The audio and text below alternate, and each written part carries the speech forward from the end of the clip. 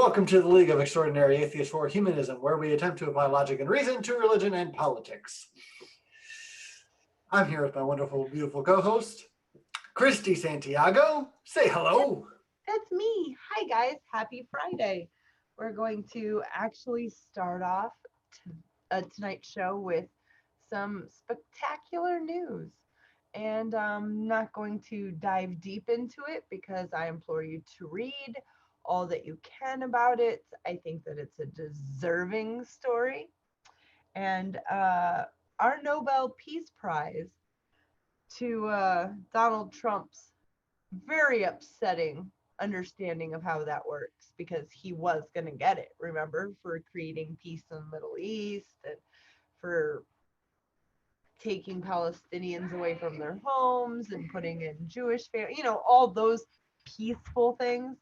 He didn't get it. Who got it? As the World Food Program wins the 2020 Nobel Peace Prize for its efforts to combat global hunger, this institute is not just for social research. It's by the United Nations. Now, I have my own issues with United Nations. I'm sure they're not anything like any sycophants of Trump's would be. It's United Nations, so they go through the nations, not just the people. And that's pretty much where mine goes. And there's no such thing as a perfect entity. However, this one is as close as it can get. The United Nations body is doing vital work around the world, and I couldn't be happier that the World Food Program won the Nobel Prize for Peace, because this hunger pandemic is paralyzing perhaps 2.7 billion people. And I do have, let's see, just a little bit. All right.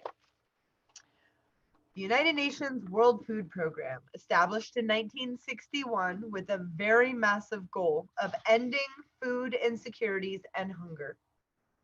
This year, 2020, tasked their nonprofit so very heavily, as you can imagine. They operate in 88 countries, non-profitly. They have assisted over 100 million humans. They have fed over 100 million humans, non-profit. What a beautiful thing to me. And as a humanist, I just think I'm glad that they won, and this type of story gets out there, and let's lead by example. And if more people see, their $1 or $2 a week that they would have put in a jar or spent at a gas station for a candy bar could actually go to feeding millions who not only are food insecure, that are starving. World Food Program goals are to move to 100% sustainability, but they still have to deal with the immediate needs of so many hungry humans and food insecure families. However, 2020 has been a particular difficult year, as you can imagine, with COVID-19. And not just because of the global pandemic, but because many conflicts were added to the tribulations of the people in the nonprofit. Conflicts, as we know, interrupt food chains. Hell, they just stop about all local and nationwide trade routes. In this type of environment where there isn't government that is strong enough to protect the people, it's the thugs and the gangsters who stop these trade routes, and then they control the food. And now food is what? A commodity. It is how you can get a family to do anything you want. So, in too many of these areas, food and hunger is used as a weapon. You heard that right. One of the oldest weapons to be used in conflicts is food. This winner this year of the 2020 Nobel Peace Prize tries to model themselves in a more diplomatic way as to stop conflicts before they're ever started, helping local communities become sustainable, not pushing ideology, not pushing anything except for, let me show you how to grow food. Here's the best way to grow food. This is when we should move where food is planted so we don't deplete the soil. Here's the seeds. We'll be here the whole time. And helping local communities become sustainable and growing their own foods for everyone, good, bad, indifferent, um, easy to come to anger, doesn't matter to them. None of this matters. It's for everyone. They want food and clean water for all.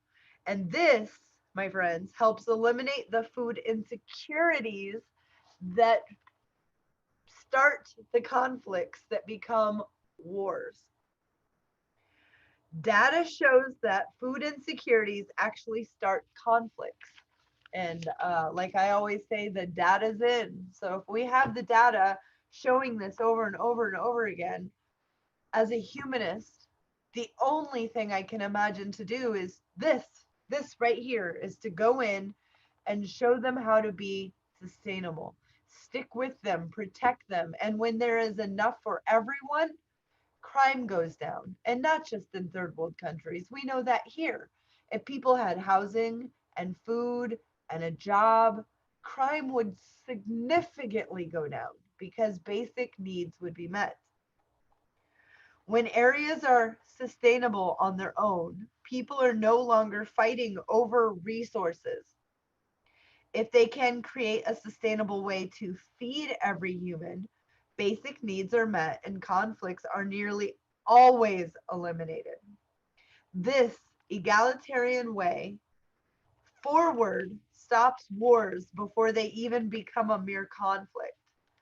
Well, I definitely agree that this year's Peace Prize went to a worthy nonprofit, a group of humans who are out there doing what needs to be done for only one reason and one reason only, because it's the goddamn right thing to do.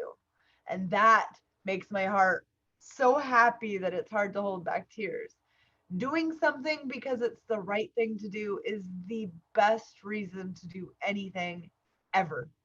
And in my heart and through a humanist lens, and I just I want more of this.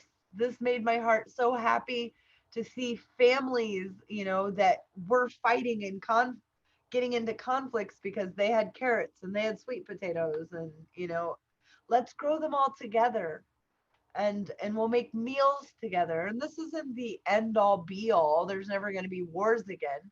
But when the conflicts are about resources, who can eat today and who can't, this does end that. And it ends it immediately. I do wanted to add, I am withholding my criticisms for this great story. Over 100 million people got to eat, and that's the cat's pajamas to me. So if anybody was ever, interested in what my criticisms of the United Nations would be, that would be for another story, because it has absolutely nothing to do with this. And I am so proud that they chose a worthy organization. And I hope everybody that can gets involved. And I'm not saying getting involved in this. Look into local. There are people who are hungry, who don't have a job, who are about to lose their house, who have lost their house. And $1 goes a long way, is all I'm saying. And I don't think that that's the way we should go forward. Charities, to me, it's great, but it's a bunch of hogwash. We need systematic change so that we don't need the blessing of billionaires whenever the whim, puts a breeze underneath their Pope skirt. Well, I guess I'm being biased there. But popes wear dresses and they get breezes, and maybe that's when they're like, we should feed the poor. I don't know. I'm being silly. I think that being in something because it's the right thing to do wins it every time for me. So do more of that, and let's be more of that. And together, I think that I will be like the Grinch. My heart will grow just 3 sizes each day, and then it will burst out of my chest, and we'll have rainbow hearts floating everywhere. Because I wouldn't die, of course. It would go to bursting rainbow hearts if we're comparing you to the Grinch in any way. Absolutely. Um, excuse me. No, I appreciate that you shared that, because that is really cool. It's really awesome to see people doing the right thing. They Because fed 1 million people in 12 months. that's a lot of people in 12 Right. months. And We I can't even get also 1 million COVID tests. I'm not laughing, I promise. the excuse me. I especially like how you said, like, you have um there are things to knock that are connected to the story. But that's not the time for this, right? We're Nope. focused on a good thing. Sometimes you can And do this that. You can say, this hey, particular bad. nonprofit, even though it's through the United Nations, doesn't have anything to do with my criticisms of the United Nations. So Yeah, I like that you could compartmentalize and yeah, also take note of it. That's awesome. being skeptical is a big part of our lives. It's a big part of Mac's life. It's a huge part of Nacha Witness's life. It's everything. I find skepticism is such a bigger force in my life than my lack of a belief of a magic sky daddy in the clouds. That really doesn't have hold over me unless someone tells me they're going to pray for me. And then under my breath, I'm like, okay, I'll talk to my cat for you. I would never say that to them because of humanism and wanting to get them on my side, but I do get a giggle out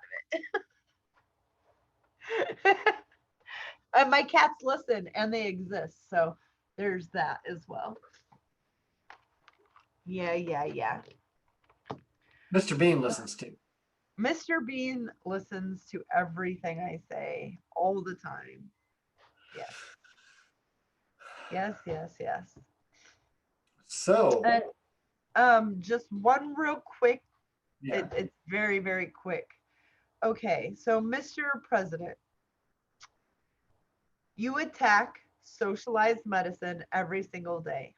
Well, let's be clear. This is from Bernard Sanders. The excellent care you received at Walter Reed was at a 100% government funded, socialized, government run hospital. For Trump, socialized medicine is bad for everyone but himself. Total hypocrisy. I also want to talk about air ambulances are expensive and often, very often, not in major health insurance plans networks. The median charge for an air ambulance is about $38,770, according to a study in the journal Health Affairs. When the helicopter trip is out of network, as about 3/4 of them are, patients are left with a median charge of $21,698 after the insurance payout. The median charge for a coronavirus hospitalization for a patient over 60 years old is $61,912, according to a claims database, FAIR, it's called Fair Health. That figure includes any medical care during the hospital stay, such as an emergency room visit that led to an admission, every drug provided, and every meal provided. It's all for profit. Remdesivir, a new coronavirus treatment created by Gilead, cost $3,120 when purchased by private insurance and $2,340 with public programs like Medicare and Medicaid. COVID tests can be expensive as well, although they typically cost around $100 per test, One emergency room in Texas has charged as much as $6,408 for a drive-through test.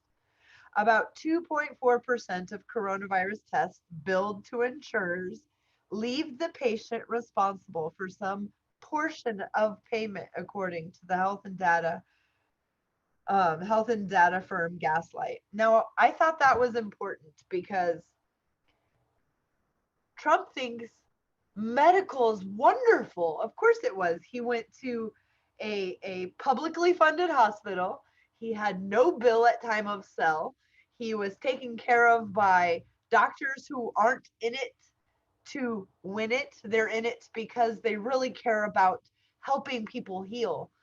And as the president, he has the type of health care that we as citizens who are his boss should also have. And then I'm done. That's all I needed to say about his little helicopter extravaganza. Yeah, I saw that tweet from Bernie. I thought that was pretty awesome to point out, and also pretty disgusting because again we are reminded of the hypocrisy. But yeah, it's I'm really glad that like they broke it down. That was pretty great. I just it's it's frustrating to me that most people won't see that because Bernie said it, and Yeah. our Democratic Party doesn't really bolster him up, so they won't give him any credit, and they won't mention it, even though it's a real good point to hit Trump on right now. Yes, It'd be it a is. fantastic one, but if they hit him on it, then they're gonna have to say, well, why they're hitting him on it. Because Bernie has a point, and they can't afford one of Bernie's points right now. They really can't. Nope. Nope. Nope. Nope. Okay, would we like to move on to the VP exciting debate, or would we like to stick with reality and talk about the vice presidential debate? Let's talk about the latter. Yeah, that'd be more honest. It was better. It was better than the one before. Like I only caught the last 45 minutes of it. It did seem more substantive. I yelled at the screen more in that half of the debate than the other one. Like, because the first one, everyone was yelling during the first one, so at least you'd be heard during the second one. well, the first one, I was just irked. I'm like, Yeah. but I was like saying words. I was actually not just making mouth sounds during the second one. I was just like, oh, cool. He said a thing. She said a thing.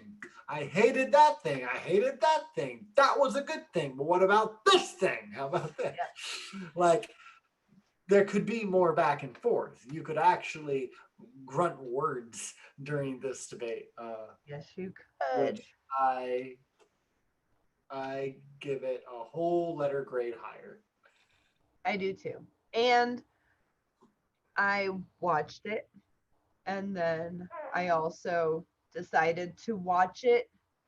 Not that I have to put my humanist lens on, they're just permanently in my eyes, but I wanted to focus on just the humanist parts of me looking at this debate that I've already seen. So I've seen it, I've ingested it, I've given it all the logic and critical thinking I can. Now, as a humanist, I want to present my views, favorite parts, and some least favorite parts, which isn't super long because there weren't that many. But I really hope that you guys enjoyed this because if you guys have been following us for a while, you know exactly how I feel about Harris. She is a cop who didn't want to even look at information, holding an incarcerated black man who was not in trouble. Like he didn't commit the crime. He was innocent. And the evidence was there, but because the timing of it wasn't good for her, she didn't even want to look at it. So instead, she would have just let an innocent person stay in jail. And that says so much to me. And that's just, the cherry on top of some of the fucked up things she did as a prosecutor. But I'm not a ding dong, and well, sometimes I'm a ding dong. But I do understand what a prosecutor's job is to do. And it is a prosecutor's job to prosecute by any means necessary, even if it's a little bit of a lie that she can twist. I get it.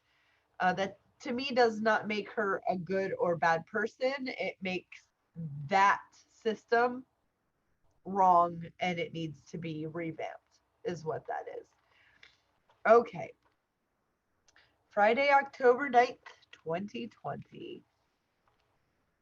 Vice President debate 2020. Okay, obviously, COVID-19 was going to be an issue, and it was.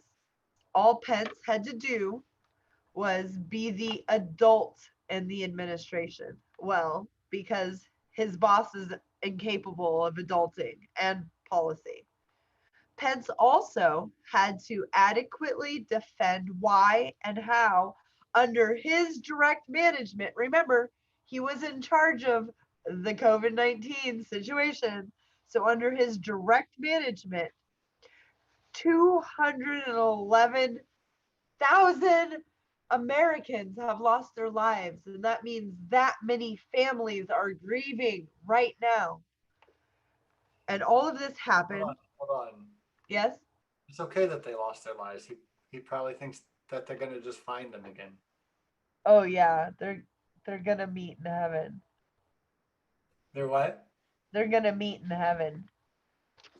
That too. Behind I guess I meant it in both ways. Just Pence is not going there if by his own if his own book is true, he's not going there. Thank you, Dave. No. It all I see is that like Looney Tune version or like that Tom and Jerry version of hell with the vacuum cleaner and the cat. One of our favorites. That's where he's So good. My mind goes to cartoons a lot too. All right.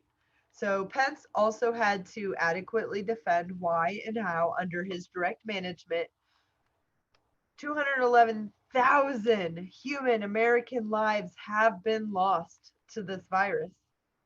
Harris served this up to Pence on his bungling lies, misinformation, and ignorance. Quote, the American people have witnessed what is the greatest failure of any presidential administration in the history of our country. And here are the facts. 210,000 humans dead. There are that many families grieving, all within the last several months, Vice President Pence. That's how many people we've lost. Over 7 million people have contracted this virus. 1 in 5 businesses have closed, and most will never open again if those families can ever even get back up and pull themselves up by their own goddamn bootstraps. Trump's administration has treated frontline workers as if they were sacrificial workers.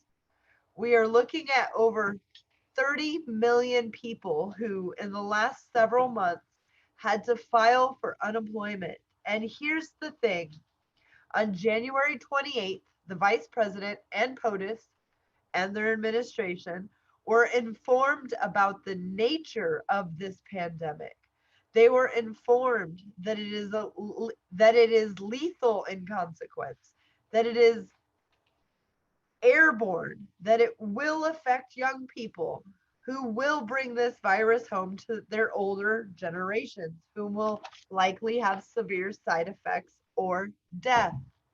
Trump and his administration knew all of this and much more, and they didn't tell you, who she looks directly at the camera and says, whom they work for, by the way, who I directly look at the camera and say. Trump and his administration knew all of this and much, much more, and they didn't tell you. Can you, can you even imagine if you or every citizen in this country knew on January 28th, 2020, what they knew, as opposed to March 13th, how we could have prepared our families, protected them, and prevented tens of thousands of lost lives, if not more. They knew and they covered it up. Trump called it a hoax, and even a Democratic hoax. Like, we would hurt the whole planet so he wouldn't be president. That's asinine. Trump's entire team minimized the seriousness of this global pandemic, saying it's a China or Gina virus. Trump mask shamed, letting everyone know that Democrats wear masks to scare people and to send fear. Republicans don't, because we are strong and it is our freedom to catch and spread COVID-19 if we want to. Harris goes on, quote, in spite of all of this, they still do not have a plan. Then she speaks about what her and Biden's plan is. 1, testing for all and free, as all other modern countries have done. 2, contract tracing, for the love of their God. Contract tracing. It's what, Sweden never even had to close down because they tested everyone and did contact tracing. It's very simple. Well, the CDC offered to do it for the White House, right? And then the White House said, "Nah, that's okay." That would be the deep state knowing what we're doing all the time. Yeah, some dumb shit like that. We can't let the government know what the White House is doing, man. We can't let the government know what the government's doing. Oh, hey, you said something about COVID victims and people pulling themselves up from their bootstraps. So I took this time of me not talking to write you a little joke, Christy. Are you ready? I am so ready. How many dead people does it take to pull themselves up by their bootstraps? Oh no. Oh no. None. They're too busy getting their ballot stolen by Democratic communists.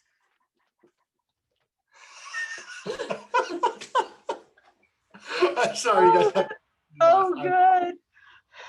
I love it. Look, I'm just really hoping that I make it on Crowder. Sorry. Yeah, louder with Crowder. Mm-hmm. Yep. Hoping he just takes this bet and he's like, look at these commies. He made the best ever heard. If it's not a joke, it's really happening.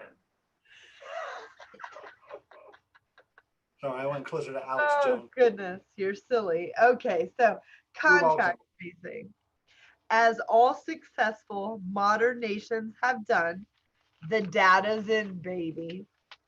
Making sure that a COVID-19 vaccine isn't rushed, Harris also continues, is as safe as possible and free for every person.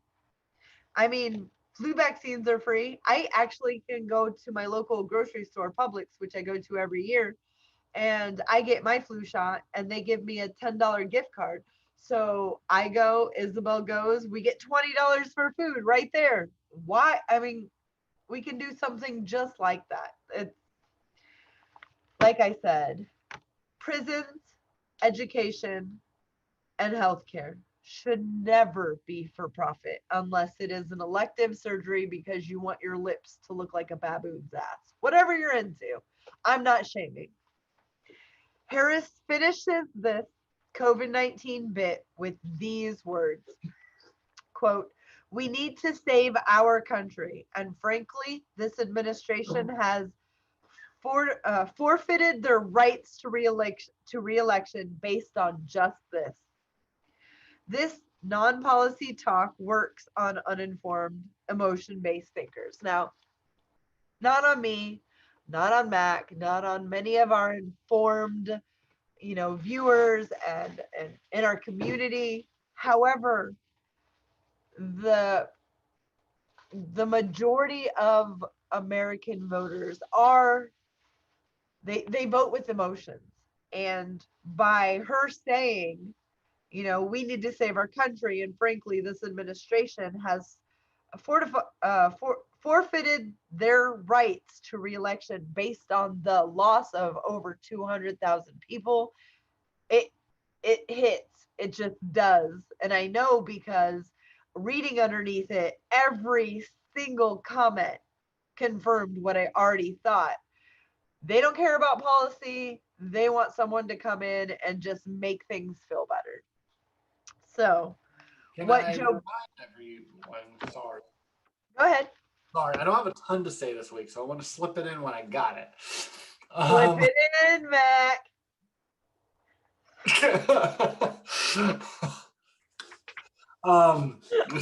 That said, I'm incorrigible. thanks for that. All right. God damn, hold on. I need a drink because I forgot what I was gonna say. That was so funny. I forgot something. I wanted to remind everyone that Trump, he tweeted out that we can just kind of forget about the stimulus coming right now because the Democrats aren't working with us. Oh, God. We're just going to wait until after we win the election and then pass a big stimulus bill. Which, you know what? To the Democrats' credit, I do believe that they would. However, they would need to have the White House, the Senate, and the House. But I do believe that they would. I just believe that they would. You believe that the Democrats would pass one? Yes, I do. They did under Obama. They agreed with the first one, even though it wasn't enough under Trump. They are about helping out the regular people because the regular people call their offices every single day. They write them letters every single day. And not just the bootlicking ones that Trump gets, like, I love you so much, I would die for you, you big orange popsicle, I would just suck you dry, or whatever he gets. I'm just assuming. Not that I've ever written anything like that. No, I'm just kidding. Okay. I did want to add some Joe Biden because it wouldn't be polite if I didn't. This is it. What Joe Biden's, Harris's plan is for COVID-19 is super basic. Everyone gets tests for free, contact tracing, and quarantined when positive. Trump claims that, but hasn't done any of that. However, the other side is, and I do believe that they will. I just do. It's the safest thing to do, and we've never had a problem with anyone in leadership when it comes to the Democratic Party not following the CDC. Maybe here or there not agreeing with, but as far as here is the evidence and what you need to do, that's what they do. Trump claims that we are doing more testing than ever. Nobody would understand how much we've done. We are number one in the Milky Way in testing. Not just the world, the Milky Way. Okay, I'm being silly. He said in the world. Trump. Oh, okay. If Trump, if Way had Trump, if we have more testing than ever and every other country, why are we seeing so many spikes all across the country? And citizens you work for, that's right, Trump, you work for us. 40,000 to 45,000 new cases every single day in the last 3 weeks. And that's per day. 40,000 to 45,000 humans coming down with COVID-19 a day. Doesn't sound like anyone in the White House knows what to do, where to start, and haven't given up. And have given up, in my opinion. With 211,000 dead, I can't see it any other way. It's Trump saying that there's just not going to be any stimulus, that he doesn't care. He is a winner takes all, and this is strictly my opinion right now. I don't believe that he has empathy. Maybe he has empathy for his grandchildren. Maybe he has empathy for his favorite daughter. He obviously would date her if he could. But I don't think he understands what empathy is, because you don't need to know somebody to be able to put yourself in their shoes and understand that if I have the means to help them, or I can gather people to have the means to help them, it's our duty to help them because they're struggling. And I don't think he understands that at all. So here's some Pence to be equal, uncovering these two since they are debating each other and all. Pence, quote, I want the American people to know that from the very first day, Donald Trump has put the health of America first. Notice he didn't say the health of the American people first. Nope. Health of the empire is and always will be what matters. Before, there were 5 cases in the US. Returning from China, President Trump did what no other US president had ever done. He suspended all travel from China. Correction, no, the fuck, he didn't. People could still come home. Multinational corporations can come and go as they please. Family members who live back and forth can come and go as they please. There was no immediate stopping of any of that crap. That's just straight up lies. I implore you to look into that, because your jaw will drop. It was not even all government officials. Like, it just was, you regular peasant, you can't come over here right now, is pretty much what it was. The second largest economy on the planet is what Pence follows up that statement of closing China down. Not only did we stop China from coming in, but that was the second largest economy on the planet, and it must have been so damn important, because that's a lot of money. So we have not the American people, but America first. And then we closed down the border to the second biggest economy on the planet. It just reeks of empire. And the way that they talk, I'm able to see it now, but there was a time when I wouldn't have been able to even catch that. It's ongoing education, that's for sure. Empire, empire, empire. Never humans with these guys. Pence goes on for about a few more minutes, lying, spinning, propagandizing about closing down the tiny bit of the Chinese into the US, not letting them leave. All of the multinational corporations who do whatever they please, he never, ever mentions. Pence also claims that the Trump administration will have a COVID-19 vaccine available before this year's end. Claim and extraordinary claims require what? Extraordinary evidence. To this pile of donkey dung. Yes, it is. Mr. To this pile of donkey dung, Harris had this to say, quote, whatever the vice president says that they've been doing to help Americans throughout this country, it truly hasn't helped. Looking at the 211,000 Americans who have died and counting, Americans' lives lost and families grieving, jobs lost, people losing their houses, these losses upon losses. And the vice president, Mike Pence, is the head of the COVID-19 task force. So tell me, as the head of this task force, he knew how very serious this was.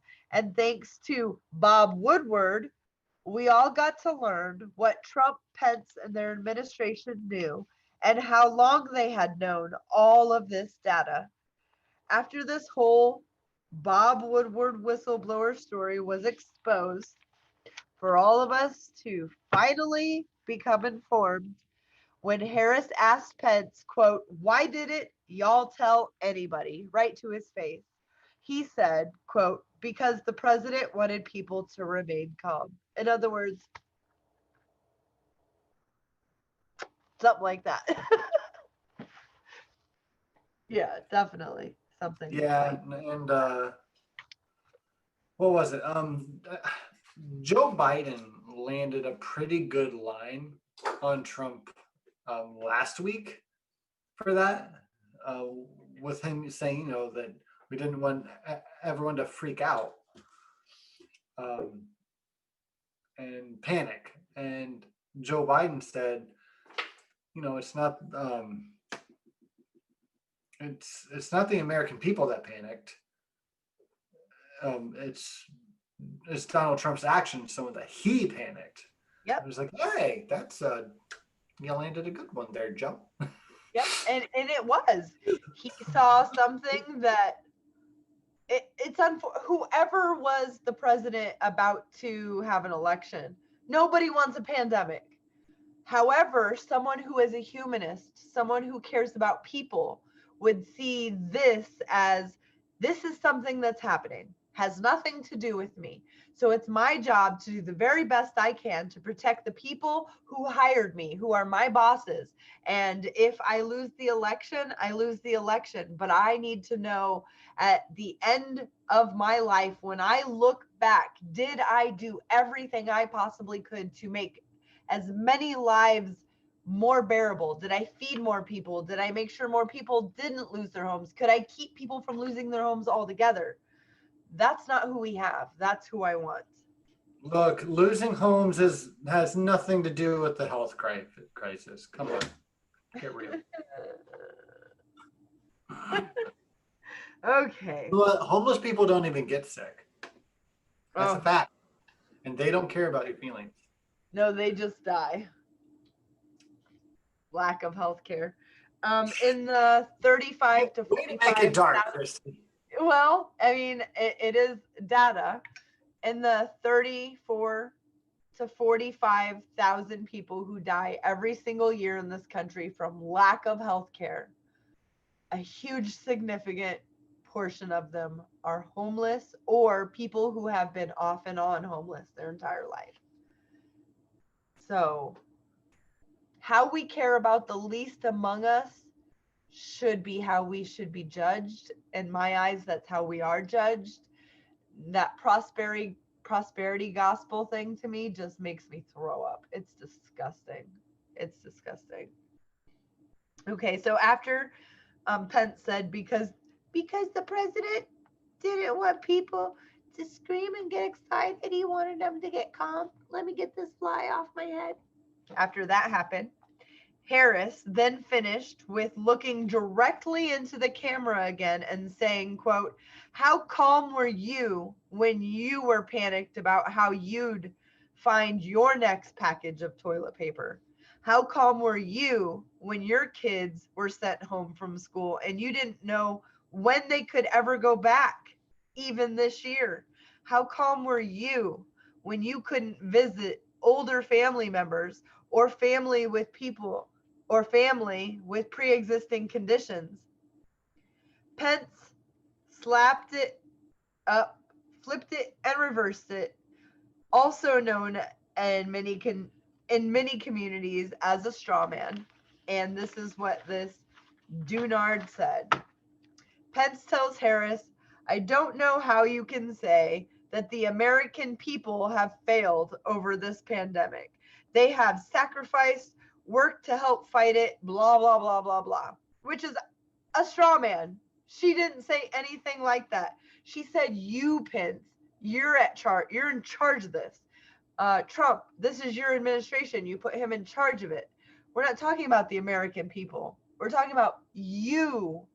So I don't know, responsibility a little bit. And then Pence, I think this might be from me, so bear with me. Pence, hey you, with the fly as a hat.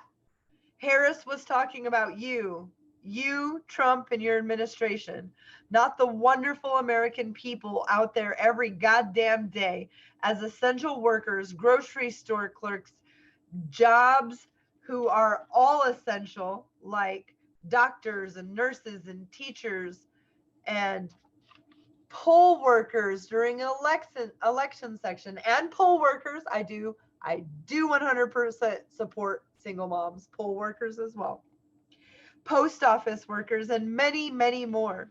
They are worth saving, not your precious trillions, not your grifting, your lying, your frauding the American citizens every single day. Our undocumented brothers and sisters, and also our brothers and sisters around the world. We are one human species, and we are not talking about them. We're talking about you. So I got a little mad at the end. Goddamn motherfucker!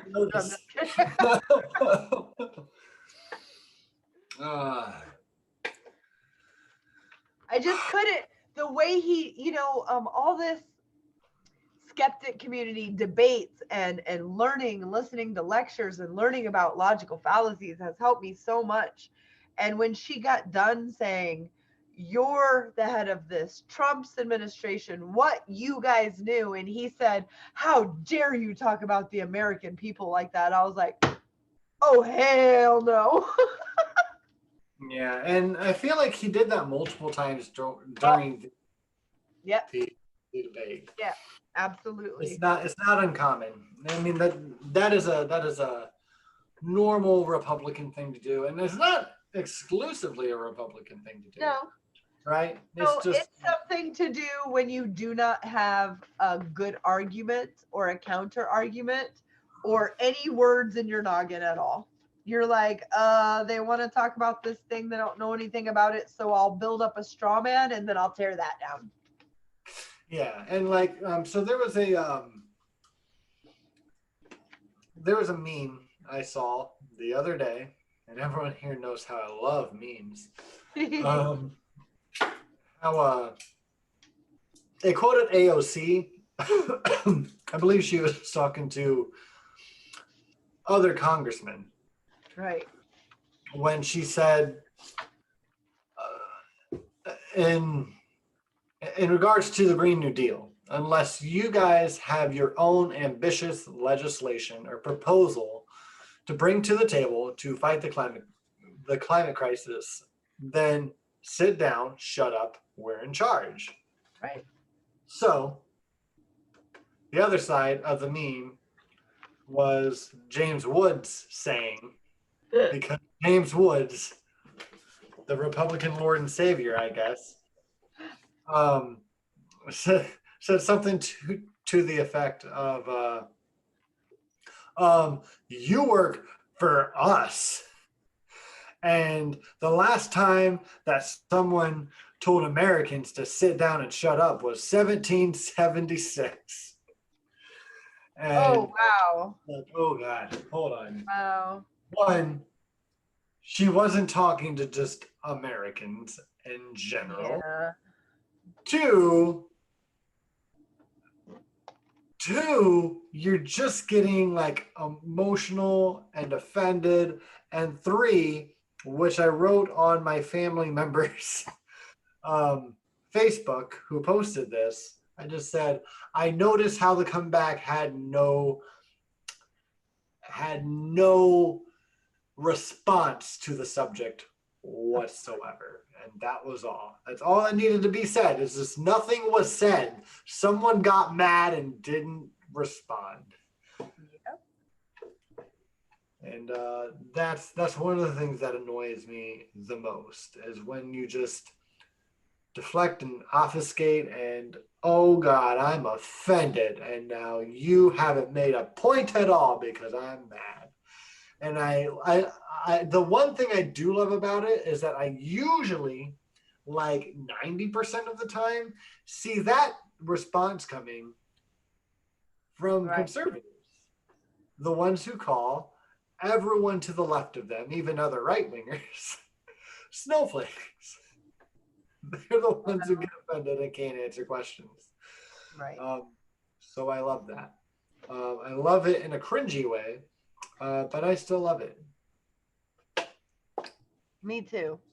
I know there is I'm getting new breaking information about the Michigan governor who there was attempting kidnapping.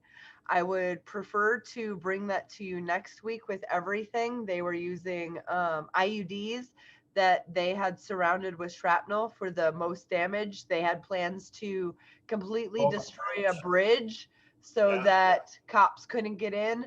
I want to do it justice instead of just kind of add these things in where I think they go. I'd rather know where they go. And instead, read you a bit of how we all kind of feel, full of facts and entertaining.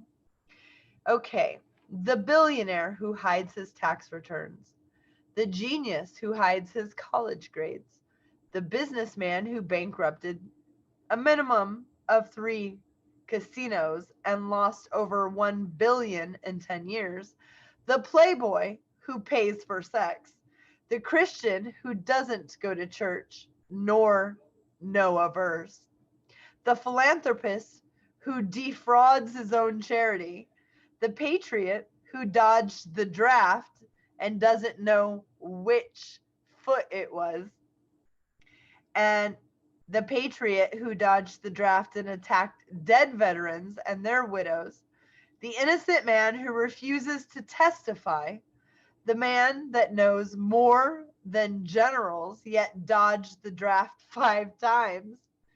Trump translator, quote, many people have told me voices in my head and fictional people have complimented me. A lot of people don't know equals I just learned something most people already knew. Believe me equals I just lied. In fact equals I'm about to lie. Quote, he's a great guy equals I will deny ever knowing this person after they begin to tell the truth about me. MAGA equals making my pockets fatter off the American taxpayers. Nobody knew equals everyone knew except me. And then where is it? Okay. Huge equals moderate to below average in size. Loser equals someone who makes me feel inferior due to their talent or accomplishments.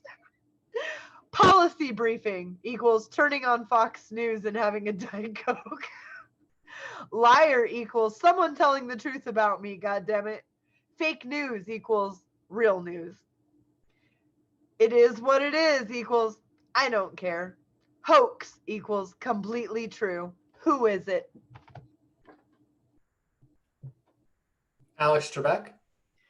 Ding, ding, ding, ding, ding, ding. I'm sorry. Is it Alex Trebek? I had to make it a question. Who is Alex Trebek? Yay. Oh, Where'd you find that? I'm clapping for you. Oh, thank you. That was great. That was great. I love your sound box. No one should ever get me stuff like this because I will use Stacey, give me one. Oh, don't. Stacy will. To do it. He said, do it. Okay. Oh, 69 weeks, guys. 69. Let me pump up the jam. Look, you can see the light come on. Hold on. I will turn on. And then if I go like this. Wow, look at that. It is silver. Yeah. I'm almost the silver vixen. You're the goofiest silver vixen. The I was like, how's that? That's my point. That looked like straight from like Looney Tunes. That's like a little stalkerish. That wolf's going crazy right now. Straight up like a Tex Avery. All right. I wanted to add a couple things. Yeah, go for it. To the debate stuff before we were done. I just didn't want to interrupt you. You're so sweet. I'm not sweet. That's just my worst fear. I don't know what would happen. So, I smooched your cheek. It was pretty sweet. Say what? I smooched. I didn't lick. I smooched his cheek. Okay, I licked a little bit, but it was sweet. It was a very sweet cheek. His face cheek, guys. Get your faces out of the gutter. My cheek? Yes, when you were here, and I gave you a smooch. It's been so long. I know. I guess we're gonna have to repeat it. Yep. The only way to do science correctly is to keep repeating it. That's true. We're also gonna have to have like 10 more double shots of coconut rum. Yes. Right before I go and leave. We'll get bottles of moonshine before, and we'll make Jello shots, and then we'll make you go topless, and then lay in the sun, and we'll put a bikini top over you. So when you wake up, you'll have a total bikini top tan line. I'm so excited about this future. She can see it now. I can actually. I'm very excited. All right. Carry away, my love. So I wanted to give everyone, and I don't want to read them all. I'm sorry. I do want to read them all. I don't think I'm gonna. I probably won't read them all. But I kind of wanted to give everyone the VP debate via Kyle Kalinski's tweets, because they were fantastic. He just tweeted that whole like 2.5 hours. Did it start at 9? So just an hour and a half? I don't know. He tweeted a lot. Okay.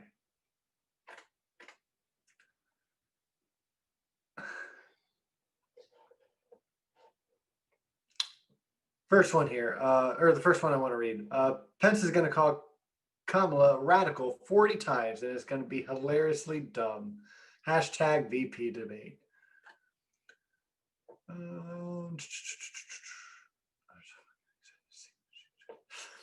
He retweeted someone else, Dave Alive Anthony. I'm so fucking excited to see what shoes she wears. The media will continue to write 800 articles on this. Hashtag VP debate. Agree. Kamala says Biden will do contact tracing and free vaccines for all. Hashtag VP debate. That'd be nice. Pence is stylistically the polar opposite of Trump.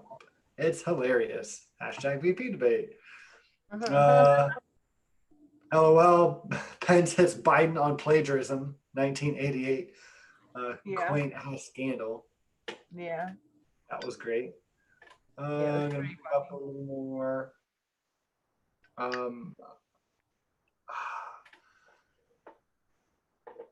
Kamala is hitting Trump on his massive debt. He owes bank, uh, billionaires and foreign governments. Super corrupt. Hashtag BP debate.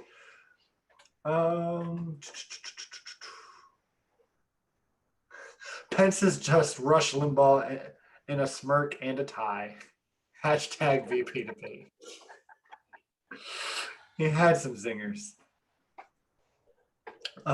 Pence. Our administration is freakishly right wing. Kamala. Ours would be slightly less right wing. Hashtag VP debate.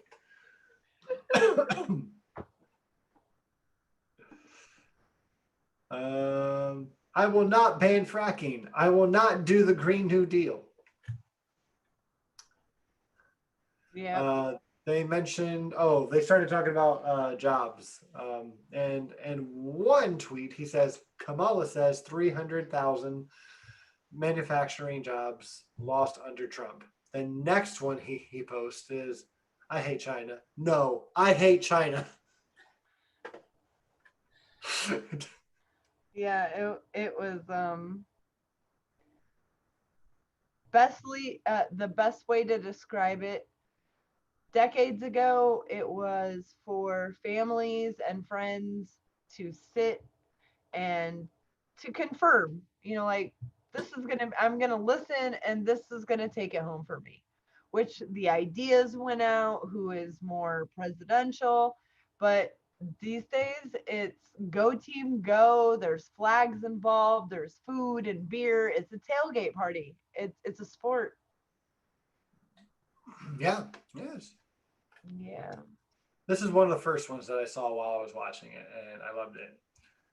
Pence hitting Biden on NAFTA like he wasn't for it, laughing my ass off. Yep. Pence says Kamala is to the left of Bernie. I know. Maybe if she was like physically standing to the left of Bernie, that would be the only way. Yeah. This is the reason like I pulled this up. I'm like, I want to see if anyone else said what I just said, because I screamed it at the screen. The Trump embraces dictators thing is annoying. Every U.S. president is cucked to Saudi. This isn't specific to him. And yeah, because Kamala Harris pointed out how Trump works with all of these dictators, like in North Korea and Russia. I'm like, cool, yeah, maybe you have a point. And I just couldn't help myself. Rachel looked up at me like immediately, like with huge eyes, when I yelled at the screen, "What about Saudi Arabia, bitch?" Exactly. Because they don't mention that, because they'll do it too. UAE or any of the other disgusting despot, dictators that we just play reach around with. Yeah. They do Yep. like a good reach around. They sure do. Who doesn't? I mean, anyways. Not if it's followed by a beheading. I say no to that. Yeah. Yeah, you can only give me a reach around if the women in your country are free to vote and drive their own cars. Then we'll talk. Give you just a couple more, then I'll give you a couple other.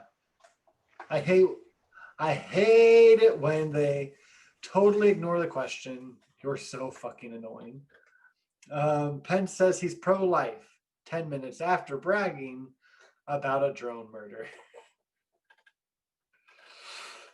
So there was one point in the debate, and I don't need to find his tweets for this. It was Pence was asked something about I think abortion and the new judge they're trying to push through, Amy Coney Barrett.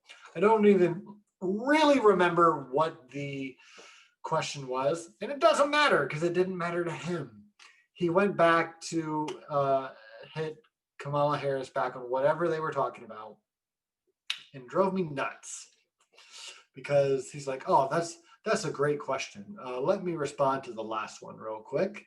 And he used his entire 2 minutes before the moderator said, "Okay, your time's up." And then he's like, "I will answer the question now," and talked over the moderator to answer the question. I'm like, damn,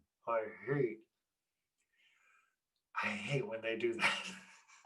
Yeah. Unfortunately, they all signed things agreeing to the rules. They each negotiated the rules that they agreed to sign on.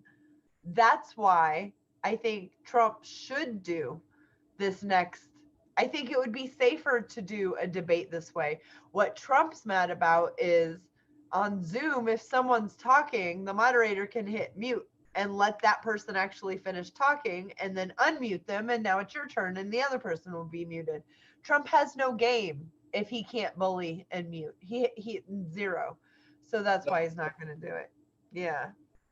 And two other things that was super annoying. Hold on, I think my voice cut out. Super annoying. Was when Kamala bragged about having Bush's cabinet supporting Joe Biden. It's like, cool, yeah, quote the Republicans who are boistering your campaign. Also, the warmongering ones. War criminals.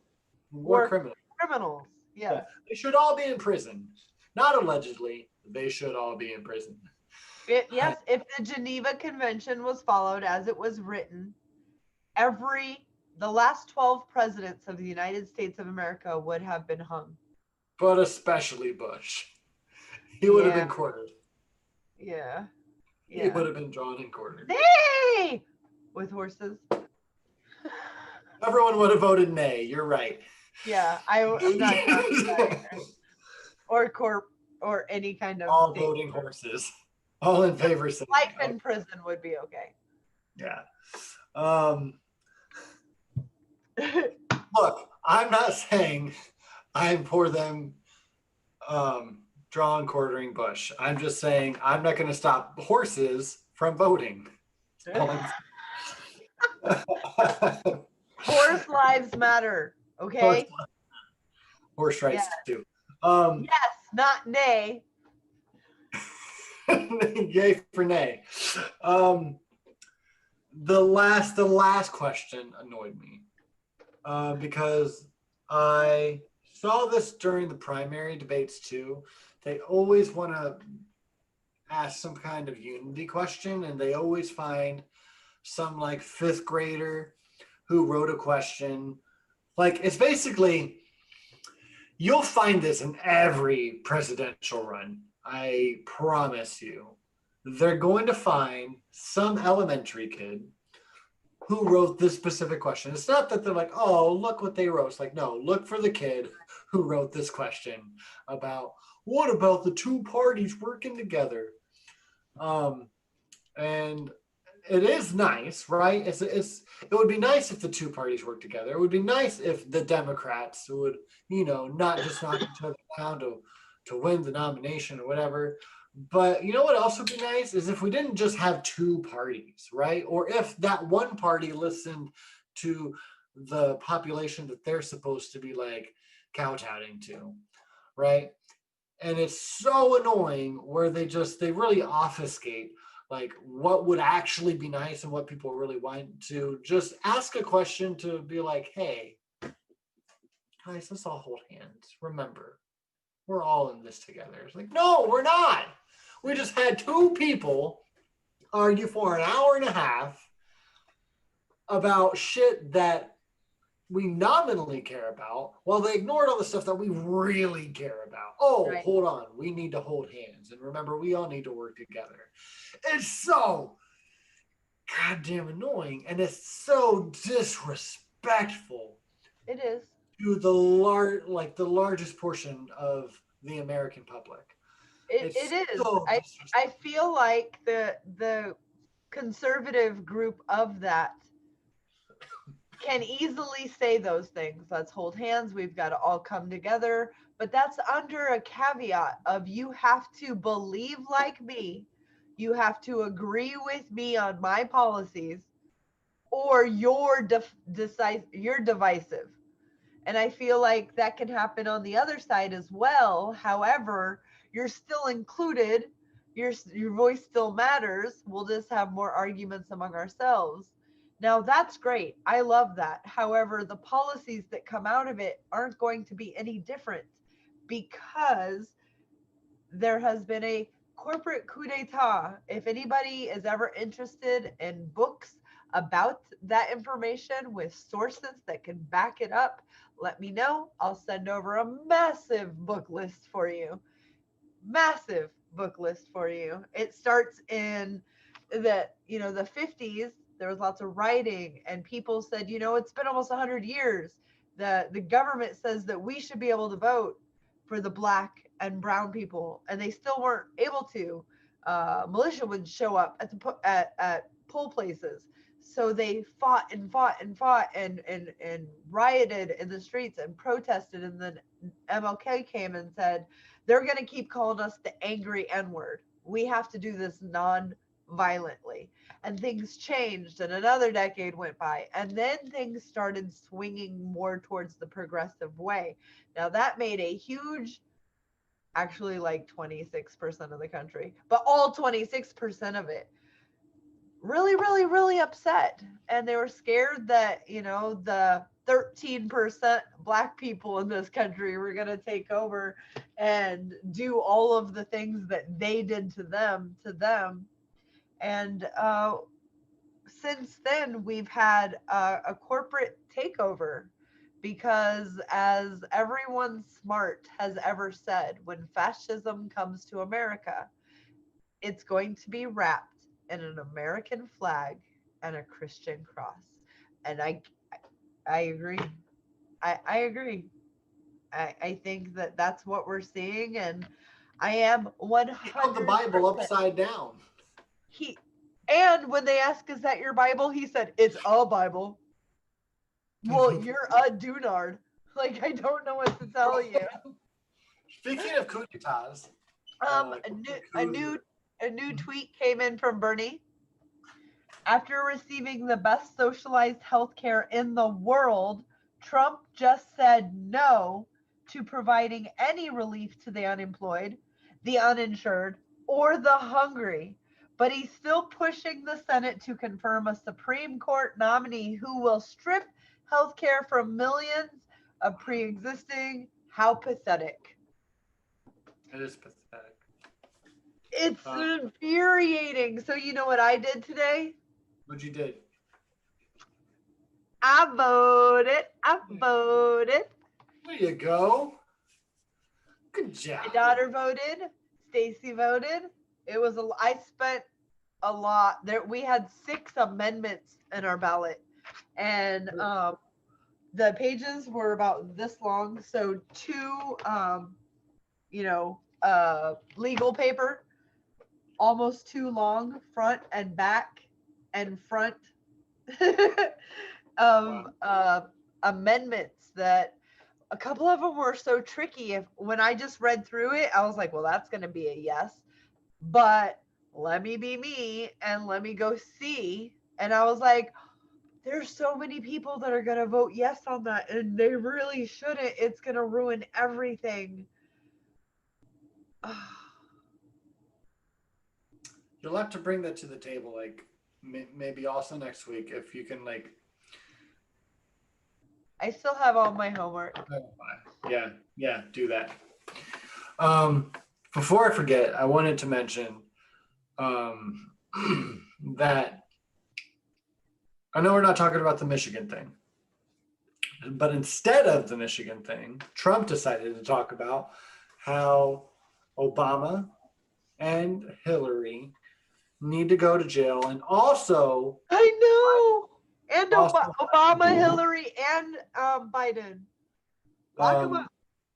He told he called out William Barr. He's like, you need to lock these people up.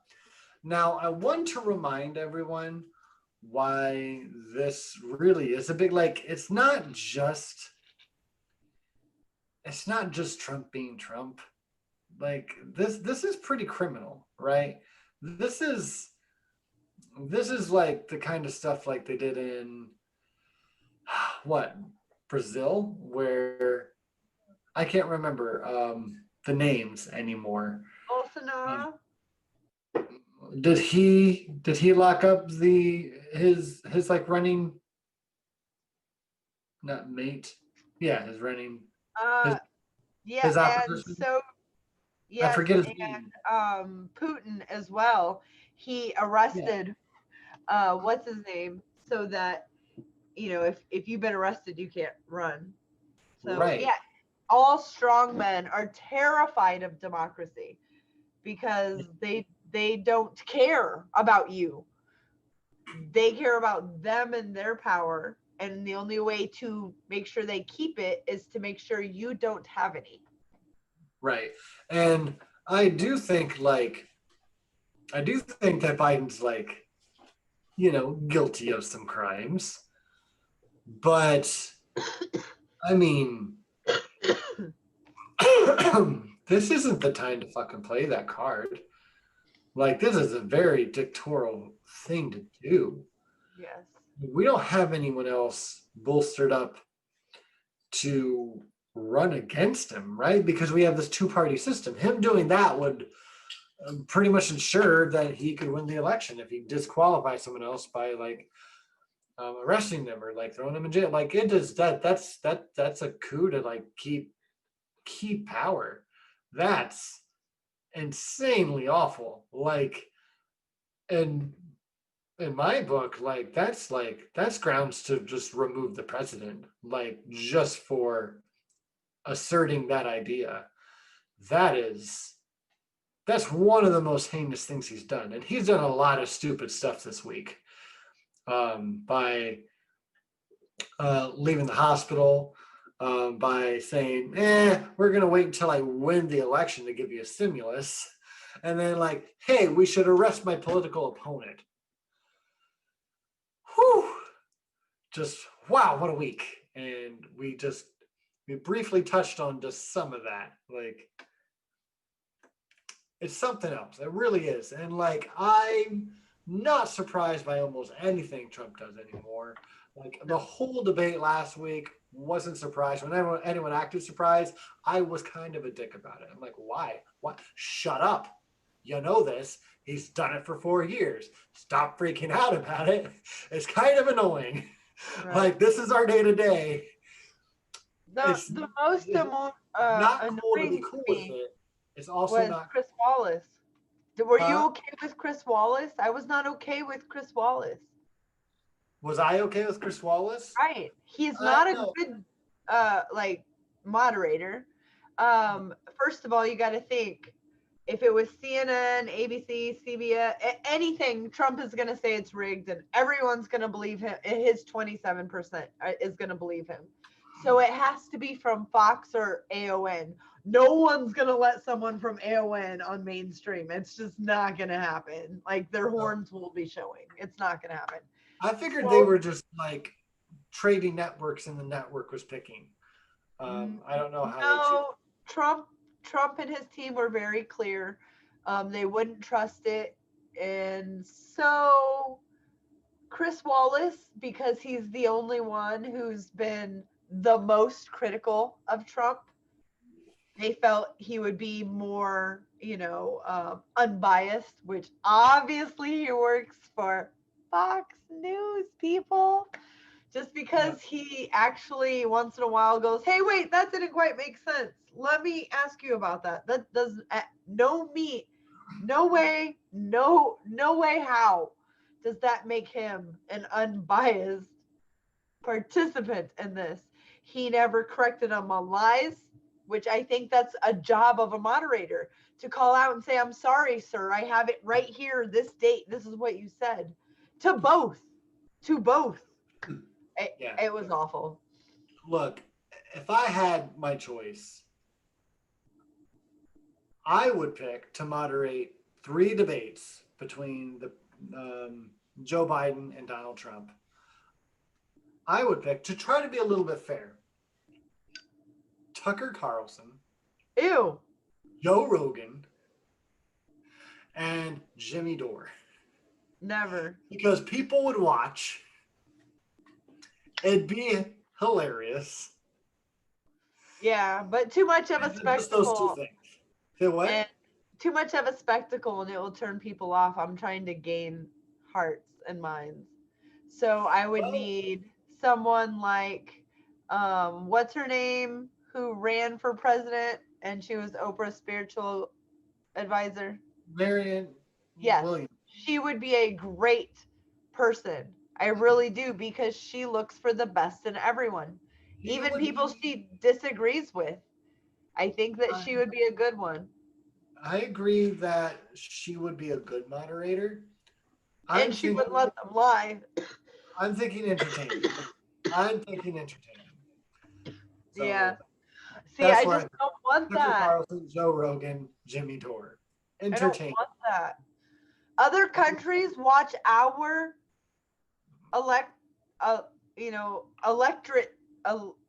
electoral season, and they make fun of it as this, like, it's sports season and our team's gonna beat your team, and I fucking don't want that. I want policy.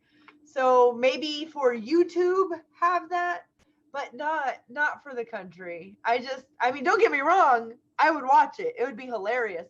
And when Joe Rogan offered to have the debate on his, I was all for it, because the more people that see it, the better. And I think he would ask a billion times better questions than anyone from Fox, CNN, NBC, ABC, any of the legacy news. They're funded by multinational corporations that make war machines. They just are. Lockheed Martin. Are they ever going to be critical of war? No. Lockheed Martin's not going to let that happen. So just because you can say, well, they tell the truth on all these stories that they're telling me, that's great. But they're not bringing on a person who disagrees with that. They're not bringing on dissent, which used to be mandated to our media. It's all gone. And the last part of it to go was that there couldn't be propaganda in our news. And our good old Mr. President Obama got rid of that one. So thanks, Obama. Don't get me wrong. It wasn't all him. It was written up and put on his desk, and he signed it into law. Is how that happened. So yes, I think that another person to Matt Dillahunty, I think I would fucking love to see moderate a debate. And I know that'll never happen, ever, but I do. He would not let, and he'd be like, wait. I know that's a lie. So you can't even continue on that. You either come back, say you're sorry, or we're on to the next. I just would love that. And I think when a politician is caught lying or frauding people, they have to go and say they're sorry. They have to knock on doors like, I was a part of this that defrauded you. I'm sorry. I am running again. You don't have to vote for me, but here's what I would like to. I think that they should have to stand on the street with a vest that says, honk your horn if you're ashamed of me. Like, I am fine with that. Okay. I think that is a good note to end on, because 12 a.m. and that at the same time. Yeah. If I can real quick, I would like to thank Smitty, Carlos, Stacy, Chet, Robert X, and Brantley. Those are our patrons. Thank you guys so much for supporting us. We're trying to plan a couple things right now to do a couple fun things with our Patreon contributors. We really appreciate your support. We want to give you guys a little special attention, so that it works right now.